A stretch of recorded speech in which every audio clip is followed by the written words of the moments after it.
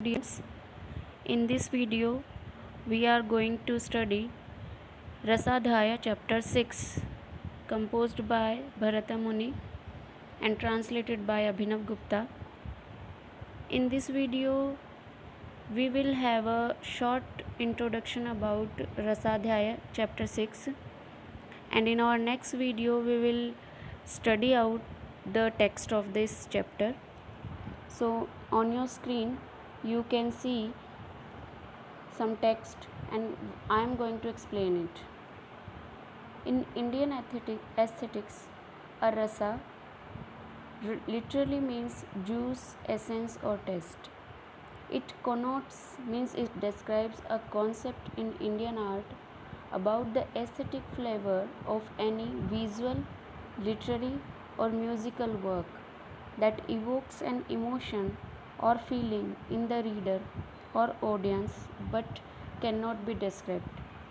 Means it's like an abstract feeling that evokes any emotion or feeling in the reader. It refers to the emotional flavor or essence crafted into the work by the writer and relished by a sensitive spectator or Sahridaya. Sahridaya literally means one who has heart and can connect to the work with emotion without dryness. Rasas are created by bhavas. Bhavas means the state of mind. The rasa theory has a dedicated section in chapter 6 in the Sanskrit text Natya Shastra, an ancient scripture from the first millennium BCE attributed to Bharata Muni. That was already discussed in our previous video. However, its most complete exposition in drama, songs, and other performance arts is found in the work of Kashmiri Shaivite philosopher Abhinav Gupta, demonstrating the persistence of a long standing aesthetic tradition of ancient India. So, Abhinav Gupta already discussed and demonstrated about this aesthetic tradition of ancient India related to Natya Veda. According to the rasa theory of the Natya Shastra, entertainment is a desired effect of performance arts but not the primary goal. So, entertainment is only a desired effect, it is not a permanent or it is not a primary goal. And the primary goal is, what is the primary goal? The primary goal is to transport the individual in the audience into another parallel reality full of wonder and bliss, where he experiences the essence of his own consciousness and reflects on spiritual and moral questions. So, the primary goal is to evoke the consciousness of the spectator.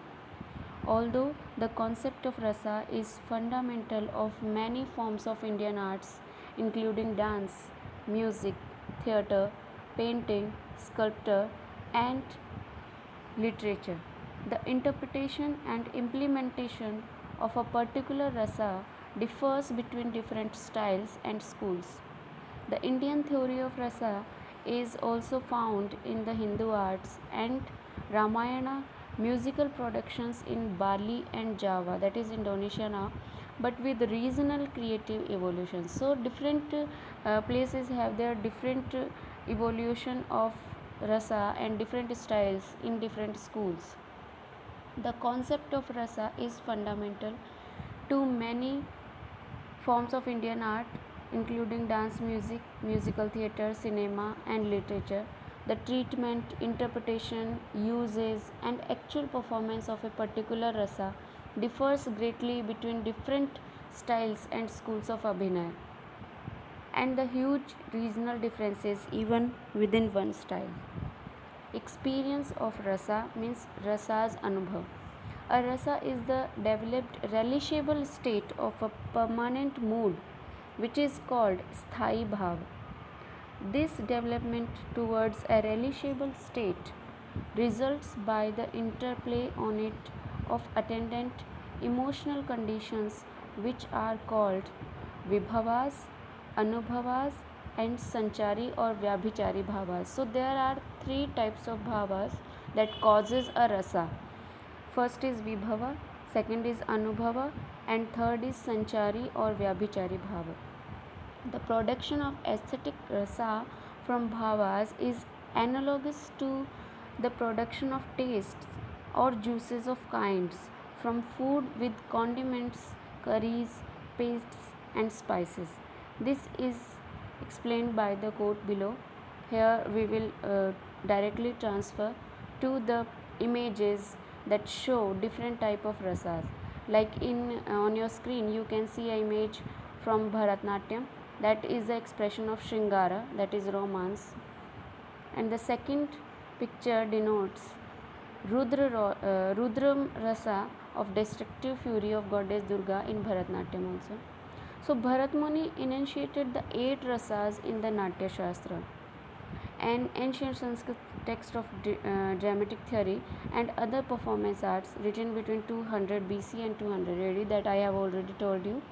In the Indian performance arts, a rasa is a sentiment or emotion evoked in each member of the audience by the art. The Natya Shastra mentions 6 rasa in one section, but in the dedicated section on rasa, it states and discusses 8 primary rasa. Each ras, according to Natya Shastra, has a presiding deity and a specific color. So we will now discuss about the different color or the different deity whom the rasa is devoted. There are 4 pairs of rasas. For instance, harsha arises out of Shringara. The aura of a frightened person is black and the aura of an angry person is red. So there are different aura of different features. Bharata Muni established the following: Shringara.